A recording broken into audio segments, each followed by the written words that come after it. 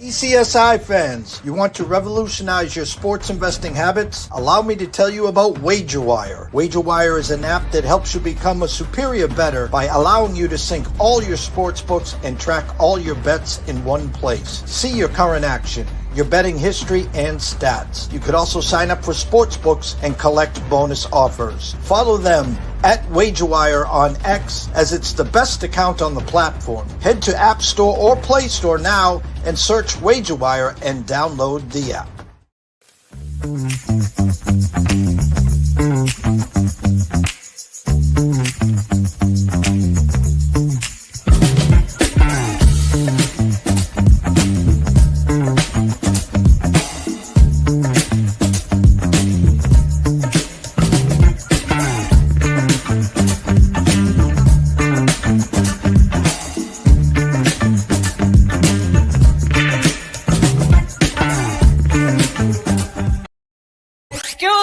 DJ. Hey, check this out. We got a great show coming your way.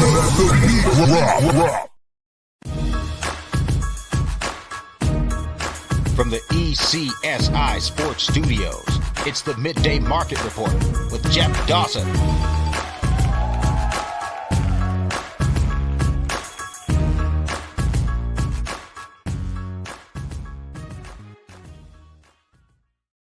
Good afternoon, sports fans from all around the globe. I am the host, Jeff Dawson, East Coast Sports Investors, and it's that time of this week, again, like last week, Midday Market Report with good friend and colleague, Mr. Ron Marmolevsky. Go follow him at Ron A Sports.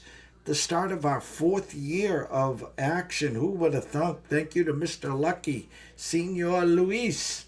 As he got us connected, and we had a good talk earlier this afternoon, and he made sure that I send my regards to Ron and thank him because he got us together, and the rest has been history. So year number 4 here. Shout out to our proud sponsors and partnerships. It's WagerWire. Head on over to Google Play. Download the app. It is free. AtlantaSteaksAndSeafood.com. Steaks, seafood, chops, appetizers, wine. My guy has it all. Go introduce yourself to Terry Smith over on Facebook. To come on back. Use the promo code STEAKS10. Get 10% off your full order.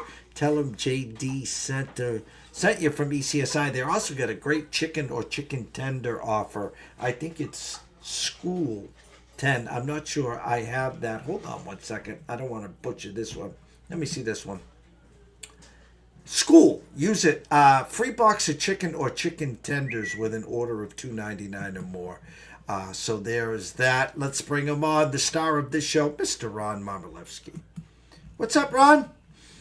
Hi, Jeff. Good to be back with you a second week. Oh, we're getting closer now. Can really feel it. It's going to be football weather really soon. It is, and we're super stoked here. Becky's actually nice and pretty good so far. And there's Joseph. Good afternoon, Joseph. We talked NFC last week. We talked some college football as well. Pulled up the slate. We got 4 games on August 23rd. Today's the 6th. So 17 days from now, Iowa State, K-State -3. Fresno State, Kansas -14. Sam Houston, Western Kentucky -10. And then the nightcap, Stanford at Hawaii, and Hawaii -1.5. And it's early, I know. But is there a number out there that kind of surprised you? Based on my preliminary power ratings, not really for those particular 4 games. Hawaii flipped. I think they were a short underdog at first, and I think rightfully they should be the favorite in this particular game. I think I mentioned to you last week that I watch a lot of these media days to kind of pick up some clues and hints and get used to what the new coaches are like, what kind of command presence they have. Frank Reich was on with ACC Media Days. He said all the right things, but it's kind of a weird fit. If you can tape or if you can go back to those ACC Media Days, The interview they did with Andrew Luck, who's now the GM. We know teams now have GMs in colleges. Andrew Luck was amazing. He was funny. He was insightful. He was everything you'd expect. I thoroughly enjoyed that. And I think he has a vision for Stanford that's really exciting for the program. I don't know if it translates this year for 2025, but I like what he said in general. And there's a guy, my all-time favorite NFL quarterback is not Tom Brady. It's John Elway, who came from Stanford. Being a Patriot fan, Jim Plunkett came from Stanford. Now, Yeah. and now you got this leader, the general, who was supposed to be the next generational talent in the NFL. And I love the guy, and I'm a big fantasy player as well. And he was great to have. Man, will we shorten from him just calling it a career? Yeah, I mean, he was one step at a time, and his last step when he was healthy was to get to that title game. The next step was to get to the Super Bowl. So, obviously, very smart guy. He made adjustments each and every year. He couldn't resist. He actually took some snaps under center during some of the Stanford impromptu practices before camp really opened, which was open after the media days. He's out there occasionally in the quarterback rooms giving back some of the knowledge he had. So it's a very interesting dynamic. You even have cross town at Cal. Ron Rivera is the new GM there. So we're going to see more and more of these power schools have the ability and money to hire these GMs. Jeff, it's to take the pressure off the head coaches who have so much on their plate. It's not just recruiting, but now it's retention. We know 40, 50 players were lost from a whole bunch of college programs this past year. So there's a lot on these coaches' plate, especially the new coaches, 29 new coaches this year. So the GM dynamic is just starting. If I scroll down, again, I'm on DraftKings right now. Thursday, August 28th. So 3 weeks and a day. We have some real good games here. Boise State travels to South Florida. No Ashton Genty, obviously. Boise State 7 with a 64.5. First one to 30 plus wins that game. Ohio at Rutgers. Rutgers 11.5. Jacksonville State, UCF. East Carolina, NC State, Wyoming, Akron. Again, Miami of Ohio, Wisconsin. And, of course, my guys, Nebraska, Cincinnati, and the Cornhuskers, year number 3 with Matt Rule, 6.5-point favorites against the Bearcats. I know a lot of people that follow Matt Rule, and year 3 has been a big, big success. They started off the year so well last year and then ran into problems. Some professionals, try to say procrastinators or whatever, have them starting the year 7-1. Should we be drinking the Kool-Aid, Ron, this year on the Cornhuskers? Well, one of the interviews, I think we mentioned it last week, that I saw was Matt Rule, and I was not impressed because he was deflecting the special teams issues. He was deflecting the one-score game miscues, and his answers weren't complete to me. Cincinnati is a little bit underachieving. They have the stat sheet that tells you they're 6-6, 7-5, and yet they're just missing. And yet I kind of like their coach. I think he came from Appalachian State. This is year 3 now for him, I think, as well. You can get some 7s there. I'm really tempted. This is a neutral site game in Kansas City, and I do realize that Nebraska travels well. So it's going to be more of a home game for Nebraska if you want to put fan support involved in there. But I have a feeling Cincinnati can hang tough with them. And the same thing with UCF against Boise State. That number's dropped from 9.5, almost got to 10, didn't quite. Hovered around 9, and now you're seeing 7.5 and 7s. But again, the question will be, can USF play any sort of defense? Because Boise returns its quarterback. They're going to run the ball well. The question, though, is Boise deserving of that big a favorite on the road? And I'm not so sure of that one either. We might see some tight games and some good games week 1. Go down to that Friday night, Georgia Tech, Colorado. We know Coach Sanders, primetime, had a health scare, seems to be doing well. Auburn, Baylor, Baylor minus a hook. It's basically a pick 'em with a 57 and a hook there.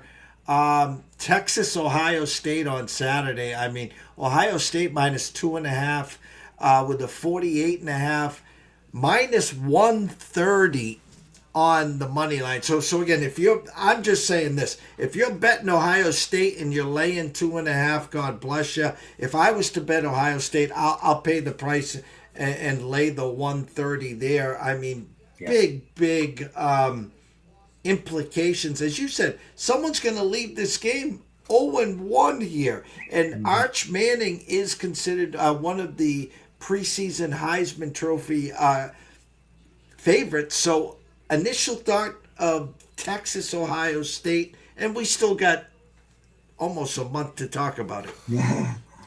Yeah, I think the undervalued part of this matchup is the fact that Steve Sarkisian is very good in terms of scheming offensively.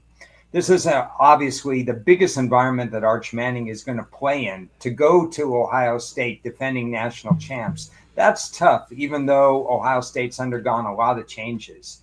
Some of the seniors are gone defensively. They have new coordinator on offense and on defense. They also have a new quarterback who's relatively untested. But I think Steve Sarkisian is going to put Arch Manning into favorable spots and not, kind of dictate play in one way, shape, or form. Maybe it come down to a kick. We don't know early season kicking, how it's going to play out for Texas. But I kind of favor Texas because I trust Sarkisian in this game. No, and I agree. Again, I guess if they were playing at Texas, Texas would be 2.5-point favorites, maybe 3. No, actually, 2.5, 3. So, big time wide receiver over there. Is it worth a slice of pizza or some beer money on the wide receiver over there, Jeremiah, for Heisman? I think you have to put faith that Ohio State will be a Final Four or Final 8 in the 12-team playoff to do that. I personally think when I graded out my win grid after I did all the write-ups, I was actually surprised that it favors Ohio State to make the Big Ten title game. But I also felt that they could lose this initial game. We talked off air before starting, and these are great matchups week 1, but the loser is not out of the 12-team playoff. If this was a 4-team playoff, this would be an incredible, important game all of a sudden, because these teams like the Clemson game coming up and the Miami Notre Dame game, all these week 1 games, they would be incredibly meaningful. But you can absorb a loss and still get in it. And I think that's Ohio State has a slight advantage because they host Penn State. They don't have to play Oregon, I believe it is. So there's some advantages for Ohio State to win or at least get in the title game for the Big Ten. But I just don't think they're quite ready there. And for Jeremiah Smith, I think he has to be a difference maker in some of these big games. Maybe pizza money, but it's really been a quarterback-driven award lately, and Miami has one and LSU has one. So we're going to be watching those teams to see whether or not they get in the 12-team playoff, and it's a quarterback-driven reason why they get in. Our good friend, Mr. Dan Rivera. Special teams doesn't matter until it does. Get ready for the tweets. Yeah. Nobody mentions it as much as me, and I still think it's a hidden way of picking up some value in games. One of the other headliners on that Saturday night, Alabama travels to Tallahassee. They're 12.5-point favorites with a 50 and a hook there. Penn State minus 44.5 against Nevada, and it's with the 57.5. So Nevada's team total probably is at 9.5 or something like that. Will this team be inflated all year? In other words, a lot of people expect them to play in the national championship game. I mean, here, no disrespect to Nevada, but I mean, laying 44.5 here, Ron, seems like a pretty big number right out of the gate for Aller and company. Yeah, if it wasn't James Franklin, I'd say, yeah, they're going to be inflated because it's just too much. I mean, they're preseason #1 in a lot of publications, so everybody has expectations. James Franklin, if they're winning by 38, 2 minutes to go, and they're on there and they are in Nevada territory, he's going to try to score for the alumni. It's just happened too many times, so we can't get past that. And you mentioned Alabama, Florida State. There are a number of teams this year that it's going to be very hard to set that opening power rating number for me. And I've done this for 40 years, so I've set power ratings by the same formula for years and years. I don't know where to set Florida State's power number because they're obviously not as good as that undefeated season before Travis got hurt. And let's hope they're not as bad as last year when they went 2-10. They've changed coordinators. Obviously with Nil and the portal and everything else, they've revamped their team and they've hopefully gotten better at a lot of positions. But where is that number going to be? You can't just make it back to top 15 status, I think. So I don't know where they fit in the pecking order. I have them behind Georgia Tech. I have them behind Louisville. I have them behind a lot of teams in the ACC. And playing Alabama out of the gate is going to be a tough test. I'm scrolling down here. LSU at Clemson. Clemson -4 with a 57.5. Two potential Heisman Trophy winners. Cade over on the Clemson side. Mr. Nussmeier, which I really, really like on the LSU side. More pressure this year. Is it on Dabo or is it on Mr. Kelly? For game one, it's on Mr. Kelly because he's lost 3 in a row, I believe, these marquee week 1 matchups. And to Kelly's credit at the SEC Media Days, he harped on that saying, I'm doing everything I'm learning from this. I'm going to do some practices a little differently. He's so keenly aware of wanting to start fast out of the gate. Again, I don't think it's damaging if they lose this game because I actually think I have LSU making the 12-team playoff as I do with Clemson. The issue is I wish LSU was playing somebody different this week because I wanted to like LSU week 1, but I also want to like Clemson week 1, and they're playing each other. I think Clemson's proven to be a fast starter. They retain one thing Dabo does. He retains a lot of his players. They don't have to use the portal. And they've been criticized for not using the portal that much. So he still is only using the portal 5 or 6 times this offseason, but it's to supplement all the retention that he does. LSU's facing a very talented team in Clemson, but I think this is one of LSU's best team as well. I'm really looking forward to this game, but it's kind of in the untouchable range for me. I agree. And then we go to Sunday. Notre Dame travels to Miami. Notre Dame -2.5. Go back to last year.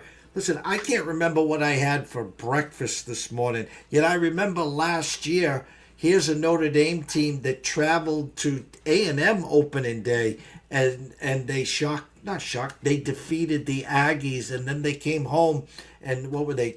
28.5-point favorites to UNI and lost and then cheated to the championship game.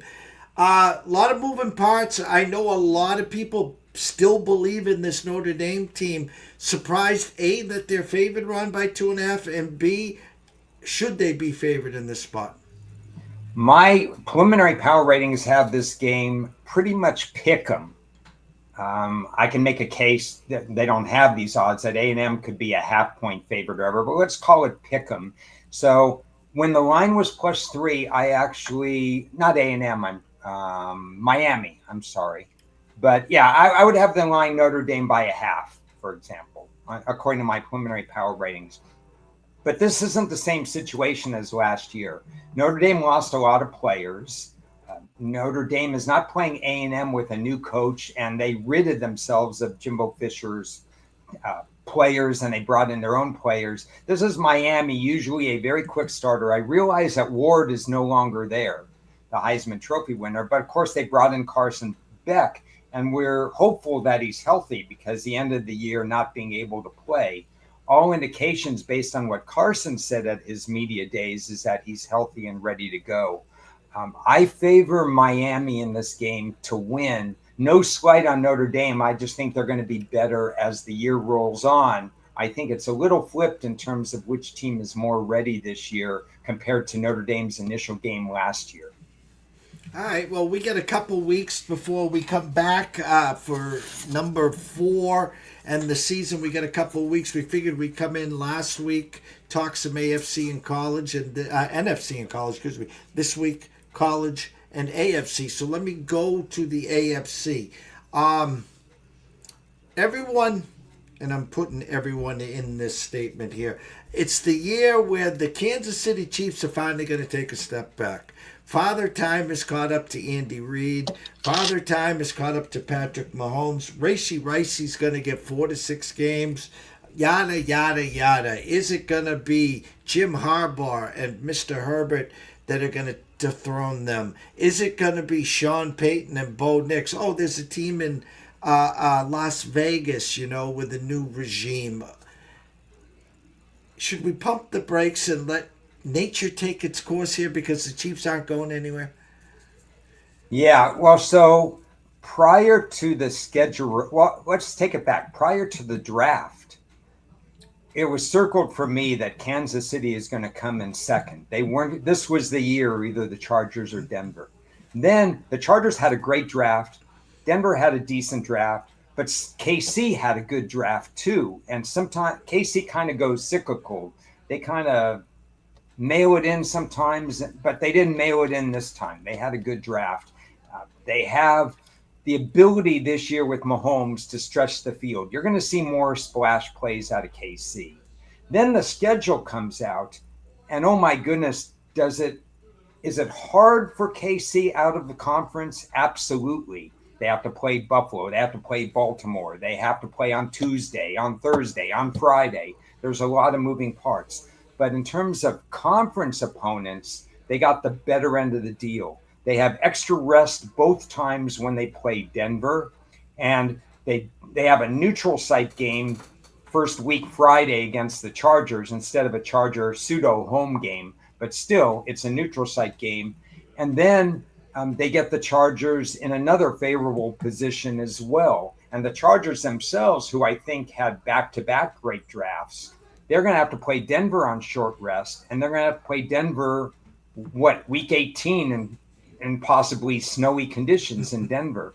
So you're looking at Kansas City in conference play, getting the benefit of the doubt in the schedule. So I will have to pump the brakes, and I can't say that Kansas City's going. I think Kansas City is a stronger team, and they're going to stretch the field a little bit more.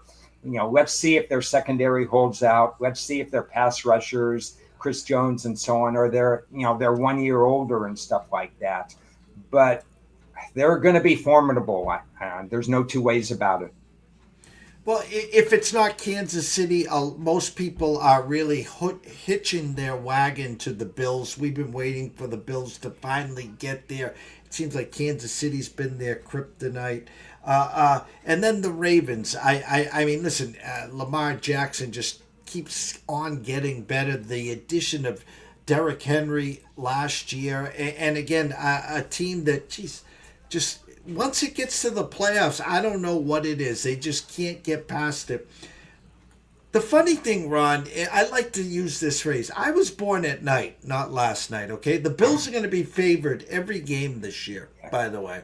And yet, their home opener this year happens to be against the Ravens. Now, if I go back to last year's first game of the year, it was the Ravens going into Kansas City, correct? And Likely's foot got caught on the back end line, or they would have won that game. The Bills are 1.5 point favorites against the Ravens. I know it's opening week. there will be no game the rest of the year. I don't care if you bring in the 85 Bears. That the Bills will only be 1.5 point favorites at home. What am I missing here, Ron? Yeah, the 85 Bears, they'd be like 65 years old now, so bring them in. Yeah. Baltimore and Buffalo have slightly over KC my top power ratings. I mean, you're not missing anything with Buffalo. Let's start with them. Their division, their New England, I'm sure we'll talk about them. They're definitely improved, and Miami has to stay healthy because we know they're not as deep. The two areas that I think I have concern with Buffalo, one is still defensively, they didn't defend the pass well. But their first 5 draft choices this past year were all for defense. So they're trying to address that information, that particular area. They were also an unheard of plus 24 in turnover ratio. So that's going to be regression. And we hope for Josh Allen's sake, it's not regression because he tries to do too much. Last year he didn't, and you saw the results. He was spectacular. As for Baltimore, can you name me any area on their roster that is weak or even league average? That roster for 20 years has been constructed to the point where there's no weak area. I mean, I guess you could say because Tucker's no longer there, they're going to have a rookie place kicker. We'll wonder about him until he actually kicks in a pressure situation. But every other area is fantastic. And I will give you the stat that I just inadvertently touched upon in the offseason that separates Baltimore from everybody else. Why have they stubbed their toe in the playoffs? So they have, under the Lamar Jackson era, played in 9 playoff games. Now, Jackson didn't play in all of them because he was hurt. So he played in 6 of them, I believe, or maybe part of a 7th, but he missed at least 2 of those. In those 9 games in the playoffs, their turnover ratio was minus 13, which would translate for a regular season 9 games to 17 would be about minus 24 or minus 25 turnovers. If each turnover is worth 3.5 points, which it is in my estimation, they have literally given away 5 points per playoff game. And that's why I think Baltimore has been, even though they haven't gone anywhere, they haven't gone to the Super Bowl, Baltimore's been the best team in the league the last 3 years. Much like I've talked to you and others, New Orleans had a 3-year period where they were the best team under Sean Payton, but never made the Super Bowl.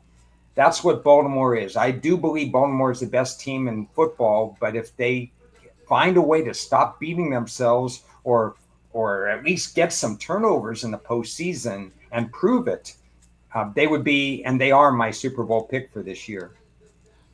And I've been riding them year after year after year, and I just, what is it? And I like their coaching. Their rookie kicker, by the way, is drilling 60-yarders into the net. Now, of course, it's practice. We'll see. You know, we're not anointing him Justin Tucker too here, but the fact is they just have everything. They got the defense, they got the coaching, they got now Henry, they got Lamar, Zay Flowers, Mark Andrews, Likely, Bateman, D-Hop. I mean, the list is endless. And now they're in a division now that we'll take a look at it. Here is Cincinnati.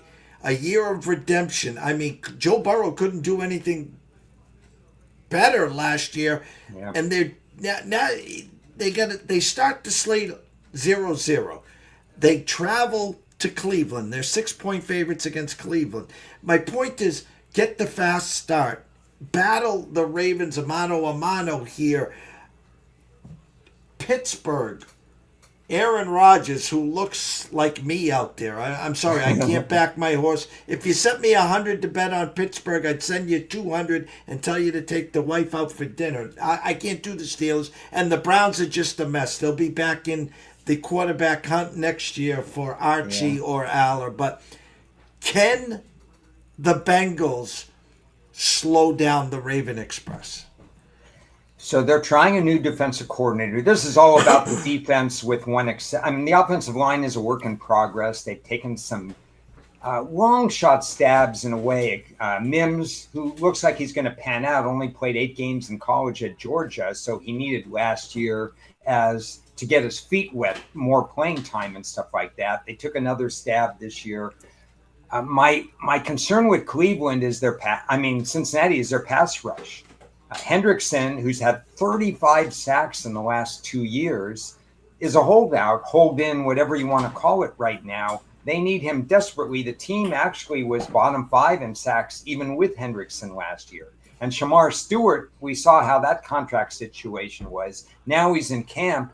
But the thing of it is it production or potential? Here's a guy at A&M that had 4.5 sacks in 3 years of college. So we don't know that he's ever really gotten to the quarterback. We know he's gotten to the backfield, but he hasn't finished the deal. So we're looking at shootouts again. So the question is, we know about one of their wide receivers. The question is, can Higgins stay healthy for 17 games?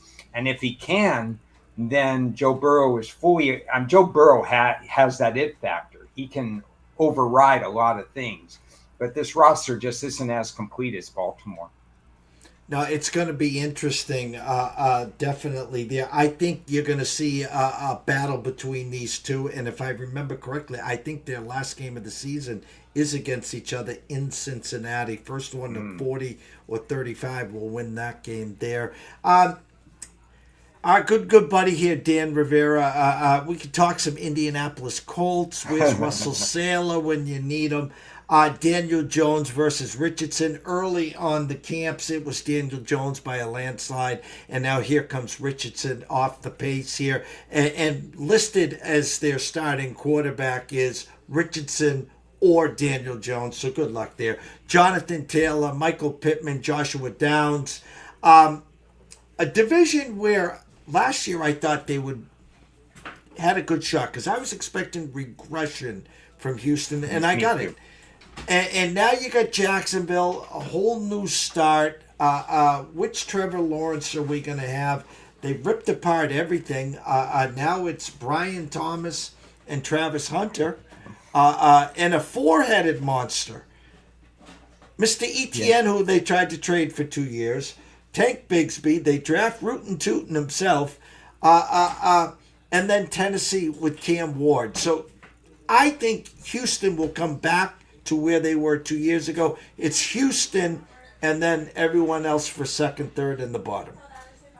Most likely because of Houston's coaching, you're right. Again, they have negative indicators that usually translates to they're not as good as people think they are, but they're in the right division because unless Dan gives me a third option, do I have to go with one of the 2 options they have at quarterback? I mean, you're talking about Anthony Richardson, who can't throw a forward pass accurately enough, and Daniel Jones, who has a terrible internal clock, takes a lot of sacks, and the Colts are down 2 offensive linemen. They went to Minnesota. So you're looking at some problems. I'm trying to find good things for Indianapolis to please the fan base out there. Obviously, being in this division helps. They're trying a new defensive coordinator. Maybe they'll get out of that cover 0 where they don't cover anybody and passes are completed 70% of the time against them.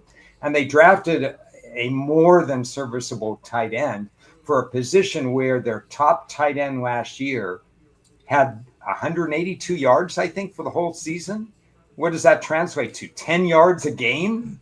So reality is they have a brand new weapon at wide receiver. Now, if the quarterback can have enough protection and enough accuracy to get them the ball, that would be great. Tennessee's a team I'm watching, especially in the preseason and stuff like that. Cam Ward's a raw rookie who's going to throw a lot of interceptions this year, but he's also better than what Tennessee had last year, regardless if he throws a lot of interceptions, because Tennessee quarterbacking was terrible last year. And at least they have a second-year coach. And you're right about Jacksonville. I don't know what Trevor Lawrence we're going to get. I thought we were going to get the good Trevor Lawrence last year, and that really didn't manifest itself. And they have a coach who just hasn't sat in one place for more than 1 year. So I'm wondering if this will be like Tennessee last year, where the coaching staff at Jacksonville needs a year to get its feet wet. All this means is that Houston probably survives again. but I have an eye out to see whether or not Tennessee can make a leap.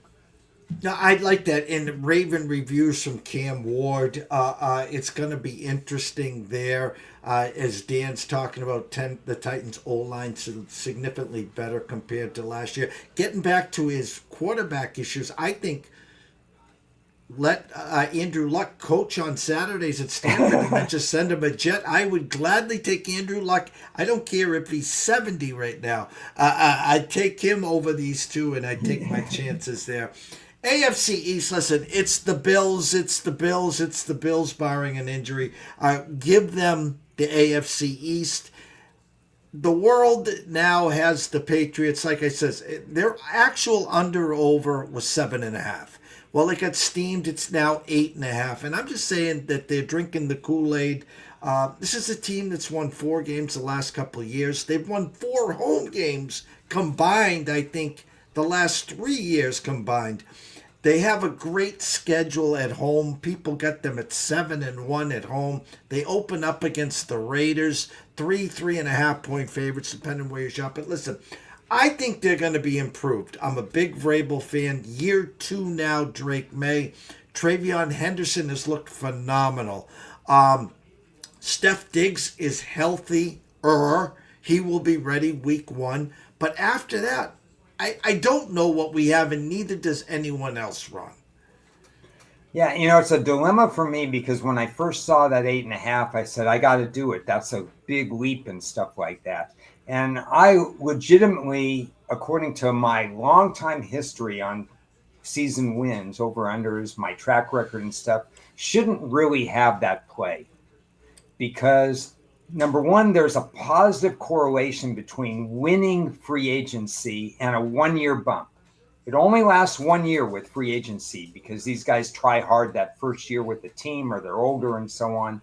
If you win free agency, just one team per year, you have a bump. And New England won free agency. There's no question about that. Then there's that now positive correlation with the draft. And 3 teams, in my opinion, did well in the draft. And New England was one of those 3. And they have a coaching upgrade. So in reality, the 8.5 is probably a very fair number. And what I was sitting on saying, wait a second, that's too high a number. I think it's a coin flip now whether or not they get over 8.5. And part of it is not just what they do, but it's what their competitors do. For example, does Buffalo coast and may not need the game late in the season and they get a break there? Will Miami have injuries? And the drop-off, like we've said, is from first to second string is enormous. It's not a Baltimore situation. So on one side, if Miami stays healthy, they're better than New England. They're more seasoned. If Miami doesn't stay healthy, they're not better than New England. And New England jumps to the number 2 spot and could contend for that 6th or 7th wild card spot in the league. So there's a lot of moving parts, but there's really no question that New England is going to be pretty good. And I don't know where Drake May is. He only had how many starts did he have? 3 or 4 last year. So I'm not exactly sure that he's going to hit the ground running in year 2, but we'll see. Russell came in late. He goes, I just turned on the stream just in time for the obligatory dumping on the Colts. Russell, we were not dumping on the Colts. We were just making statements from our eyes and what we're hearing. And Dan was here to defend you. And, of course, Russell, now you're back. It wasn't all bad. It really wasn't. I was just throwing in, I would prefer Andrew Luck today over Richardson or Daniel Jones, that's all. And so, but it wasn't all bad. And it's in a division, again, where, some couple breaks here and there. And they have the pieces, Ron. They do have the pieces to compete in that division. I was going to say there's the curse of the Steelers. They're too well coached to go 4-12. So they keep going, 9 wins or whatever, and they're out of the quarterback market. Indianapolis, there's a curse of Indy because sometimes they look really, really good to their credit. And then sometimes they're overmatched because they can't defend the pass or throw the pass. So they end up 6 wins, 7 wins, 8 wins and stuff. They're out of the first few slots and they can't get that quarterback because they're a quarterback away from maybe turning the franchise into a more positive spin and stuff like that. But if you keep drafting like they drafted 14th last year, if you keep drafting 14th, you're not going to get the quarterback of the future. And there could be six, as we said the last week. There could be six guys in this up and coming draft. Yeah. So, you could go back in and get them. To close out the AFC East, you're spot on with Miami. If they do get injured and they start losing, the talk is that they could move Tyreek Hill before the trade deadline to a contender looking for a wide receiver there. And on the Jets camp, again, Justin Fields hurt his toe or whatever, carted off early in the training camp. He's back and whatever. So two teams that could really control the top is we think Buffalo's going to run and hide. But the Patriots, what is going on with New York and what is going on with Miami, could predicate the fact that, hey, they do get 6 wins or they do get 9 or 10 wins, Ron. Yeah, the Jets are interesting because we're forgetting how good a defense that team has. And that team has a good defense. They're getting one of their key defensive linemen back who missed almost all, if not all, of last year with injury. I think it was a training camp injury for Johnson, I think his name is. I'm blanking out, the Florida State guy, but he missed most of the year. So this defense is still going to be formidable. I just don't know from a passing standpoint if Justin Fields can carry them to be more than just a pest in the NFC, in the AFC division, or likewise, maybe they beat up on some of the other fourth place teams. The Jets seem more like a spoiler than anything else. And then Tyreek Hill, at the first sign of, if they start 1-3, 1-4, whatever, you're going to hear Tyreek Hill in a very negative slant. And I don't think that's good for team chemistry, team morale, and so on. Yeah.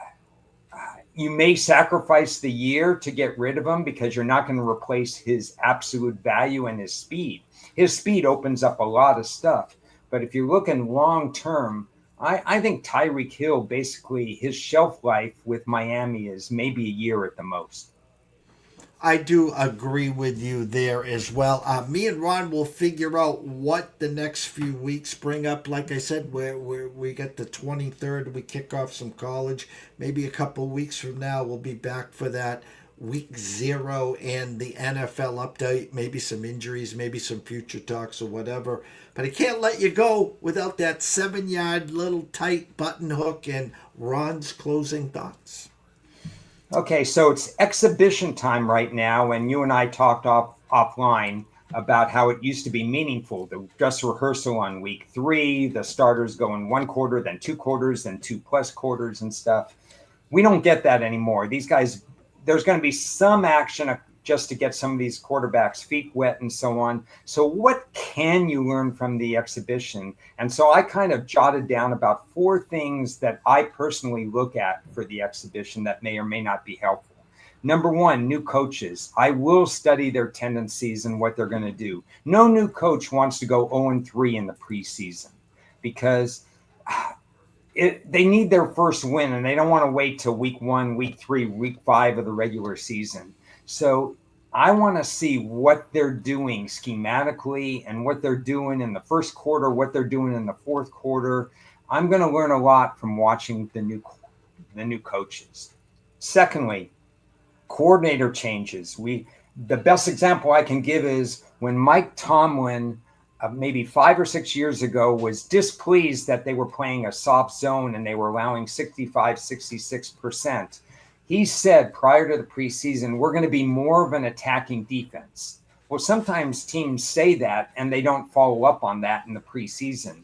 That particular year, a banner year for Pittsburgh, they had something like 17 sacks in the preseason, and they were all in the preseason. Tomlin's a straight shooter anyway, and he backed up his words, and we learned a lot from that.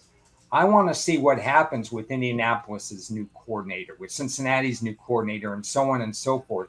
I want to see whether or not they're making any schematic adjustments and whether or not I could use that in my analysis during the regular season. Third out of 4 things, year 2 players. some of these players were eased into action in year one as rookies. They weren't quite ready. They were junior eligibles. They were 20, 21 years old, whatever the situation may be. Maybe you got like a guy McMillan in Tampa Bay, the wide receiver. He had like 5 catches a game the last 5 games of the regular season. Now they have complete trust in him. What about San Francisco's wide receiver Pearson, I think is his name, or Pearsall? Pearsall. He had an unfortunate incident with a gunshot wound before we started 2024. He was starting to learn the offense. Now with all those injuries and Deebo Samuel gone, how is he going to be integrated? I'll be watching what he does in preseason to see if he can really step it up at the next level. So watch a lot of these new year 2 guys, even the pass rushers, and see whether or not you're going to get a jump from year 1 and year 2. And the last thing I want to point out is something I will be watching, and that's last year was the first year of the new kickoff rules, where they looked like a video game where they had people lined up here and there, and you're maneuvering these stratomatic parts and stuff like that.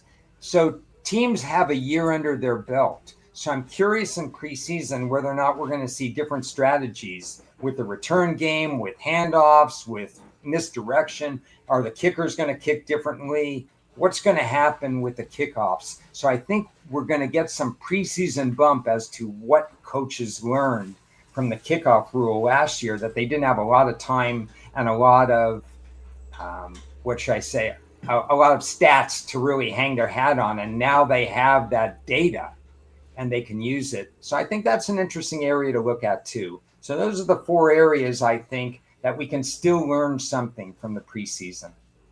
Well, awesome stuff as always. Big shout out to Dan Rivera, Russell Sealer, everyone else watching. Great 2 weeks, of course. Broke down some AFC, some NFCs. You said the AFC, the Ravens. I don't remember. Did we get an NFC team from you last week? I don't have an NFC team. If you want to go with anybody, because I think Detroit regresses, I'm going to go with Green Bay at this point and say not very many changes in Green Bay. They don't usually use free agency. The draft, they draft in bulk. They got Golden, who they think is going to be ready pretty much out of the gate, which would be nice. They're established in a lot of different areas. I think that continuity has me thinking just a little bit there, because I don't know what to do with the NFC West. They're all just, it's a crazy division. So the Packers may or may not win the division, but I do think they're going to make the playoffs. I like where your eyes are there. So me and Rob will figure out if we'll be back in 2 weeks for the opening week 0, or maybe Labor Day weekend as we get closer. Again, it's only August 6th, but we get the first full week of NFL preseason. Everyone go enjoy it. Have some fun with it. Just remember, guys, we got a long, long way to go to week 1 in the NFL. Never mind trying to make it to Halloween, Thanksgiving, and Christmas. So for myself, Jeff Dawson at EC Sports Investor, one and only Mr. Ron Marmalewski at Ron A Sports. I wish everyone a blessed day. Thank you guys so much. Stay tuned.